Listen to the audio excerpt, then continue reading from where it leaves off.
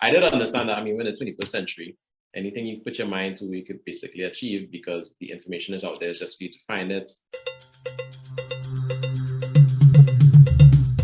Welcome to the Caribbean Authorpreneur Summit. Today we have with us a young award-winning author and entrepreneur from Trinidad and Tobago. He wears many hats. His name is Daniel Francis. He is primarily a personal development coach under his family company called ReBIT Limited. And as a Caribbean entrepreneur and personal development coach, Daniel tries to tap into the millennial mind. After deep reflections and interactions with millennials, he believes he has discovered the key to unlocking the door that leads to you fulfilling your fullest potential. And he says, I work explicitly with millennials, and he has done workshops with hundreds of young people. And today he's going to share a little bit of his authorpreneur journey, because he's not just an author, he's built a platform around his book. So welcome to the summit, Daniel. Thank you so much for having me on, and thank you for that wonderful introduction. Not a problem. It's not every day you get to meet a young Caribbean male author who is like dominating the scenes. I saw on your LinkedIn page that you've sold directly 2,000 copies of the Millennial Mind and the Millennial Experience. So congratulations. I even see you advertising your book in a music video. You are creating waves, young man. I mean, I think that goes with the whole entrepreneurship thing. Just because I have my hand in different things, it just opens up the opportunity for some cross-pollination. So it's always fun to see what happens.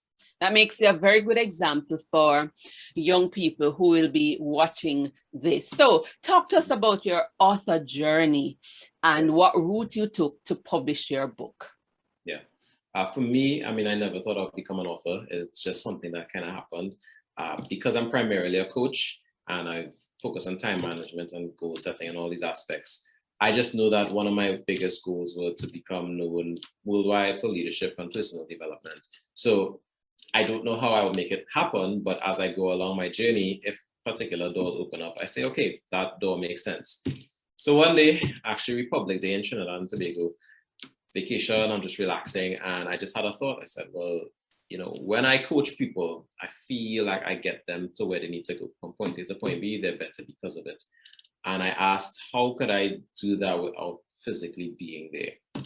And I don't know, like maybe divine intervention, just a rush. And I just got the idea. It's like, hey, write a book, right? Now, I am not this big English major. I was never, you know, I never had such confidence in myself to say that I am writing articles and all these aspects, but I did understand that, I mean, we're in the 21st century, anything you put your mind to, you could basically achieve because the information is out there, it's just for you to find it and do the work. So I set the goals, came up with the name of the book, started doing courses, reading a bunch of books on the topic. And yeah, I mean, from there, I just set my standards of what I'm going to do. And very interestingly, that year I decided I wanted to read a book a week. Luckily for me, each book I read that year were mainly self-help books. So I had actually done a lot of the foundational work on learning about how to write books and what I liked and what I didn't like and what I think my market would have liked. So by the time it was time to write my own book, I had already read about 45 books just that year. So it saved me a lot of problems when it came to writing. I chose the route of self-publishing just from looking at, for me, it looked like a lot of work to get a publisher to actually take your book or just pay someone to publish it. I just thought to myself, well, if I'm a coach, my book is along the lines of what I do, personal development, guiding persons, and it's specific to millennials. I felt like I wanted to have more control over it. So I went the route of, okay, I'm going to self-publish, right? So funny enough, I wrote the book in like 2 months, which was crazy. But I mean, I was very fair. I think that was probably the most disciplined I've ever been in my entire life because my days were long. So I decided I would write at 5 o'clock in the morning or 4 in the morning when I got up. And I would write every day for an hour or 2 hours. When you do that, I mean, the book just kind of writes itself. You know, if you're dedicating that consistent amount of time each day, it just gets written. So when it was time to edit, finish my edits, I know I had the plan. I'm like, okay, I have my book manuscript. What's next? And I didn't want to really skip on anything. So I made a plan that involved doing the most. So I got a marketing specialist, sales specialist, operational manager, all these people to come together to help me to create a plan for launching the book. However, when I got that bill of everything I'd have to pay for, it was a lot of money that I didn't have. Right. So, but I you read these books and they talk about don't let money be the reason why you don't do something big. So I didn't allow money to do that. For me, that meant taking out a personal loan to help pay for all this. And one quick side note, when I went in for the loan, they said no. They said, this is your first loan, we can't give you for that amount. And I was like, okay, right. But I kept the documents on me. One day I went to the bank to withdrew some money. I saw a friend who works in the bank. He's like, hey, did you come in for a loan the other day? You got through? He's like, no, I didn't get through. He's like, nah. Told me to sit down, had a conversation with someone. He's like, okay, go talk to her. I chatted with her and it was just so, to me, that moment just made me feel like the book was meant to be. But she said, we're having a Christmas loan special, unsecured loans. And the amount that she was offering was basically the exact amount I needed. And I was like, wow, this has to be. And she said, well, today's the last day, so we'd need your documents, the same documents that I have been keeping on me for weeks for some strange reason. And I was like, oh, you mean these documents, right? So it just felt like divine intervention for me, like putting out this book was meant to happen and it's just going to do well. So I had the plan, I had the money, things were rolling. Actually, things were going really, really well. I was very pleased, especially since it was my first time. So it was about 3 weeks before the physical launch. I was actually going to have a physical event where people would pay for tickets, come in. I had paid down the venue and all these different aspects. And when COVID came, that exact day that my launch was supposed to happen, Prime Minister said, well, we're going on lockdown, which meant 5 persons minimum in one enclosed space. They didn't really want us on the road, all these different things. And I had all these different contingency plans, but I didn't have a contingency for a global pandemic. Right? For me, it really did depress me. I was very, very sad because, I felt like I had a perfect plan and it was just completely dashed. And before I could even get to the place of figuring it out, I just had to kind of be sad for a little bit, watch some Netflix, hide from the world, just get out of my system. And then my editor sent me my book to finish editing. I'm reading my book and making changes. And I'm like, look at this. I wrote all this thing is speaking exclusively to what I'm experiencing right now. And I'm like, listen, you need to get it together. Like, this is not going to work out. So I got the team together and we transitioned everything into a virtual book launch, which was actually the first of its kind in Trinidad. And the pretense was very simple. It was going to be an Instagram live, but how it was expressed was just completely different, right? So everything of a virtual launch a physical launch was made into a virtual one. I rented a studio. I had beautiful backdrop and I got giveaway prizes from companies. I had a host. I had entertainment playing people on as they enter the live. All of this was done through joint live so that persons wouldn't have to physically be there. I even paid for Nyla Blackman to perform. It was a whole thing. And honestly, the success of that launch was just so astronomical. Like, I kid you not, after that launch, it was just 200, 300 books being sold in a month without me having to actively, reach out to anyone. It was just me trying to keep up with the demand. And I set a goal of 1,000 books in the first year. Was really pleased to hit that target in 6 months, especially in a time when bookstores were closed. People were very unsure about meeting with people. So even doing deliveries were a bit tricky because, you're not sure. It was new with COVID. They didn't really know the way any masks, but you're not sure what was going to happen. And it just really showed me the potential of what could be with books, because I was told many things like millennials won't read, if you have an audiobook, people are not going to read this. Who reads these days? And, here I am sitting right now, it's 2,000 total books sold. And it shows that, if you really believe in what you're doing and you put up possible strategies, it can work. And my first book led into my second book, The Millennial Experience, which just super ironically, the day my second book launched, which was also the day that COVID got really bad in Trinidad and they shut down the country again on the exact day. It was, I don't know it's just my luck, which was a super devastating blow for me because again, it happened again, right? But I take all these moments as learning lessons. It's like I'm being challenged on how I can, still perform even when being held back. And, they talk about when you write a book, you never know the doors will open for you.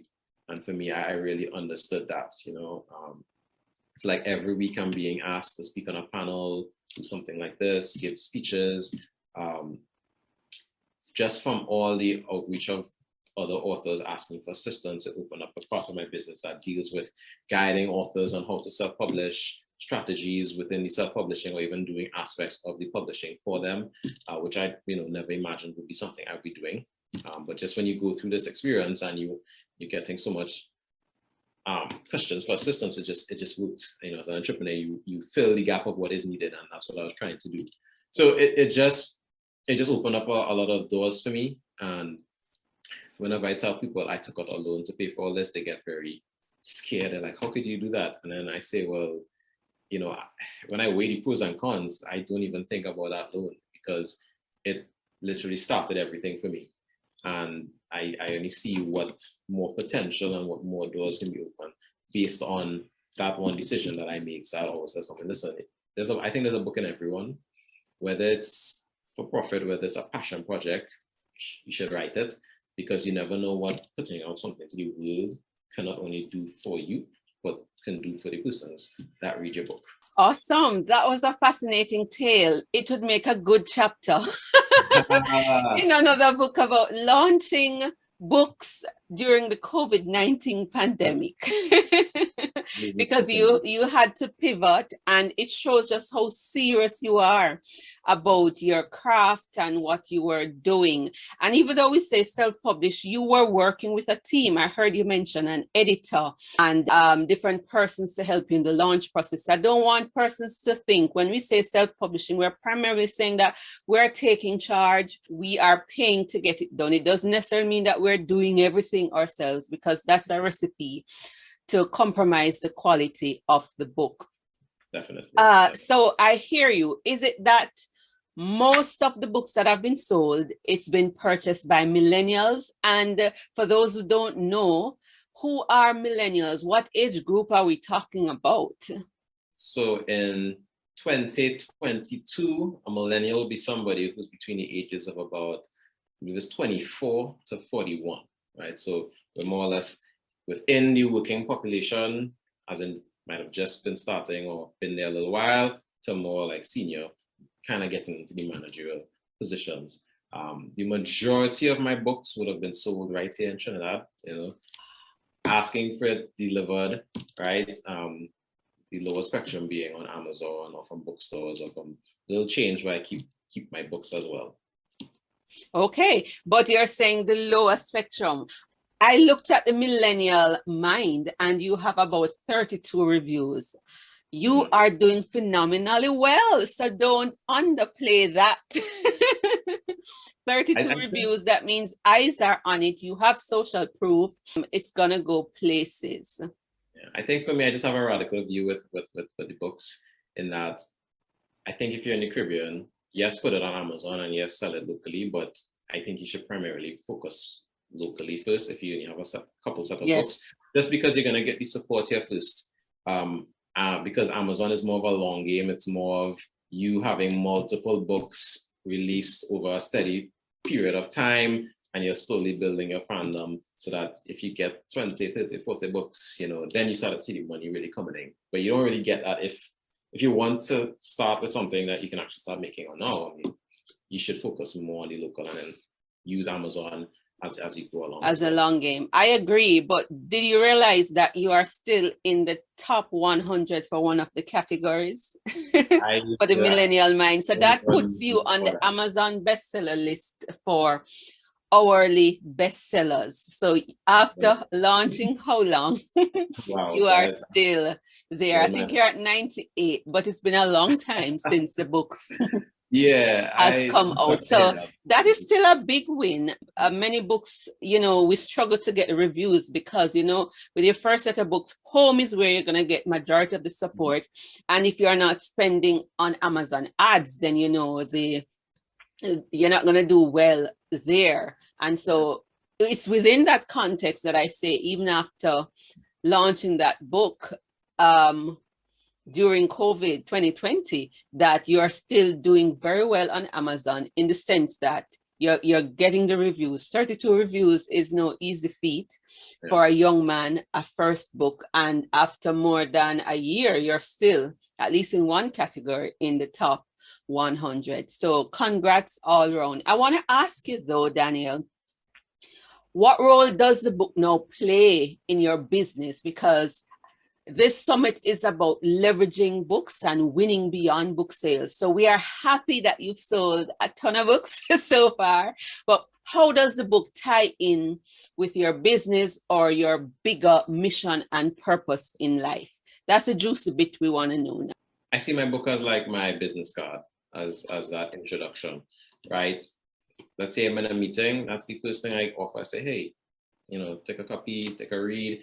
Because when I reach out to these companies to do training or seminars or corporate retreats, that is a perfect way to get the ball rolling, right? So that's on one end. The other end is that when someone reads the book, I mean, if they're getting a lot of value, they're seeing their life change and they want more, they'll naturally come to me because they just read the words. And that might lead them to doing a one-on-one consultation, doing a course, or any other aspects of the business that I do as well.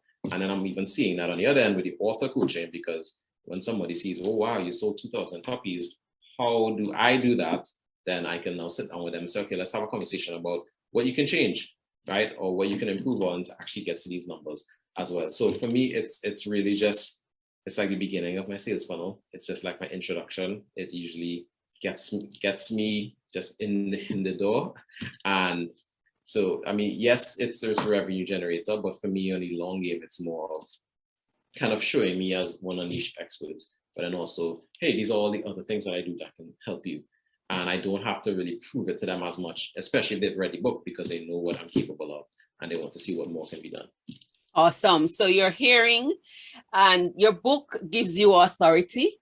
It unlocks doors and it can be your business card. So don't miss what Daniel is saying. That's the essence there. And it will amplify or accelerate your business or whatever you have, just because you have a book, so you can raise your profile and do a number of things. Just want to ask a little bit more about millennials. You said you've unlocked what they can do to achieve their fullest potential. Can you just give us one or two tips as it relates to interacting with and millennials and helping them to achieve their fullest potential? What should we really know about millennials? Because there's a lot of myths out there about millennials. I think number one thing is always lead with empathy, and number two, always be willing to communicate. I think we get a bad name because we're not very much understood. So if you come with the angle of empathy, you kind of understand that, you know, we are a generation where we were raised in that, hey, you know, just get your studies done, get your good grades, get your degree, get your master's. And once you're done, you'll get that job. You can stay in that job forever, just like our parents did, because they were the work hard generation, in that they could stay in a job for 30 years, retire, and everything is nice. The only issue is that now we've left and everybody's educated. Everybody wants jobs, and now we're all fighting for the same jobs.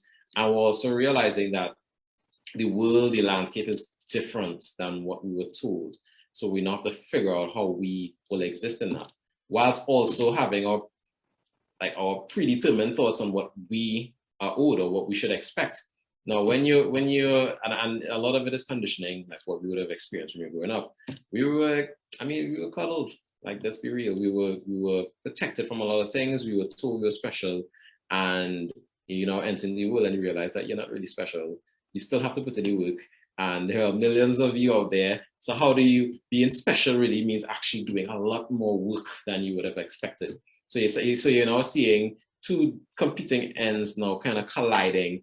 And all these different behavioral issues will come from that.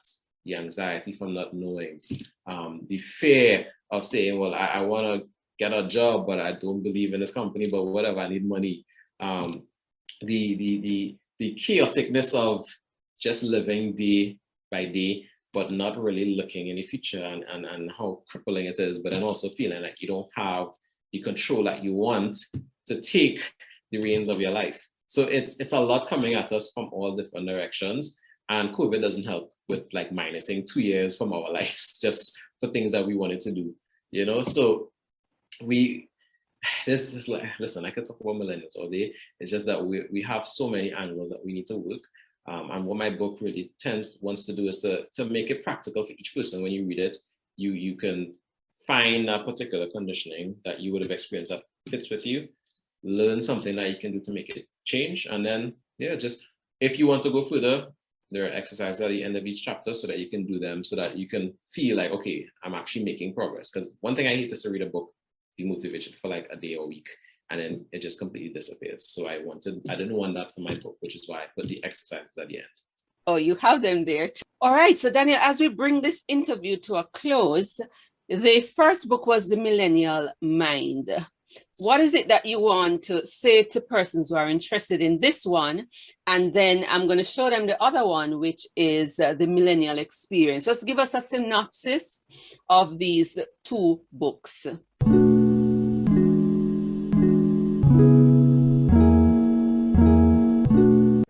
So the Millennial Mind takes regular personal development issues like time management, finding a purpose, goal setting, but it puts a very current day spin on it. So you'll find that when you're reading it, it's very relatable. Some of these stories will be things that you've experienced that you may be struggling with, and just gives the just needed insight so that you can make the change, feel better about the direction that you have and the control that you have over your life, and take those practical uses and use them, right? So it's meant to help you immediately. And my second book, The Millennial Experience, takes those same challenges, the personal development aspects, but it weaves modern day stories. So you will hear stories about things that you have gone through, your friends have gone through, your family have gone through, and really makes you think about why we do what we do. I talk about all these different social norms, like fighting on social media, how anxiety plays on your day-to-day actions, and how, you know, living day-to-day and not looking in the future, what it can do. So these stories are meant to make you think, but it's also meant to make you grow. It will make you analyze why you do what you do and think of, okay, maybe I should be doing more. Okay, one final thing before you go. For the young man, the young woman, the millennial out there who's thinking of writing a book, what's your biggest tip for them?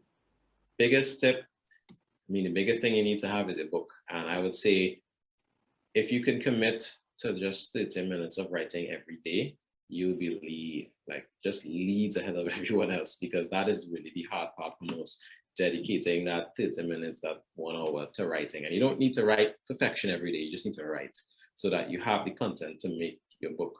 Because once you have the book, you can then make the plan. Daniel, where can we find out more about you and what you do so that you can help more millennials to achieve their fullest potential? Right. So, I mean, you can find me. I'm very active on social media. So on LinkedIn, it's Daniel Francis. On Instagram, it's ReBIT Limited. Or you can even add me, Daniel Martin Francis. Persons usually, I'm very active in my DMs. So if you have any questions or requests, you can go there.